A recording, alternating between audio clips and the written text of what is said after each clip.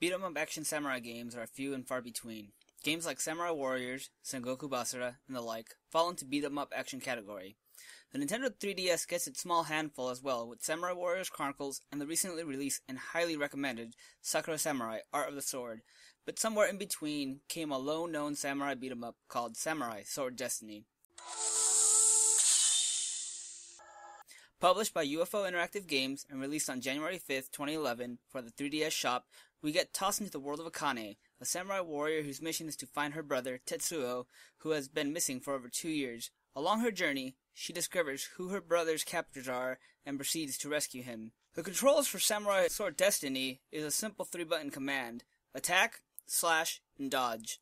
The touchscreen has very few controls to offer: attack, by simply just slashing the screen, and slash, which you touch and drag the distance you wish to slash to go.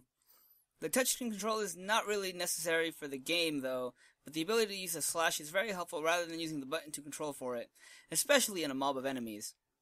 The gameplay for Samurai Sword Destiny is very frustrating, at least at the beginning. You'll be seeing a lot of "you have been defeated" screens, as well as the tutorial screen, so get used to seeing it. Luckily, you can skip it by pressing start. Not only will you be seeing the game over screen a lot, most of your abilities are locked until you level up Akane.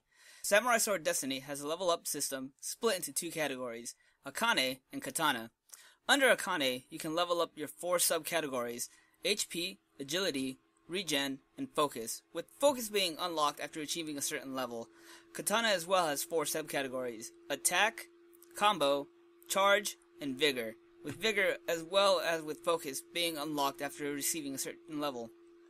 The way you level up in Samurai Sword Destiny is by purchasing your level with the coins you obtain by defeating your enemies. The downside of leveling is that you won't be able to do so since the purchase cost of your first level is way beyond what you can obtain in your first playthrough of the first level. But once you can level up Agility and Regen on Akane, you should be able to dodge and regenerate your health to give you at least a surviving edge. Once you survive the first level, you'll be shown the next 2 types of levels that are in Samurai Sword Destiny: the Ambush level and the Boss level. Ambush levels are comprised of Akane rushing forward while you dodge boulders that are lunged at you, and blocking arrows being shot at you by archers whom you have to kill as you run into them. The boss level is pretty much like the action levels, you just have a boss to defeat. Samurai Sword Destiny also includes 2 extra modes: Survival Mode and Challenge Mode, which don't unlock after you pass the first level of the game. Survival Mode gives you a 3-minute run and you have to survive the onslaught of enemies as the timer runs down.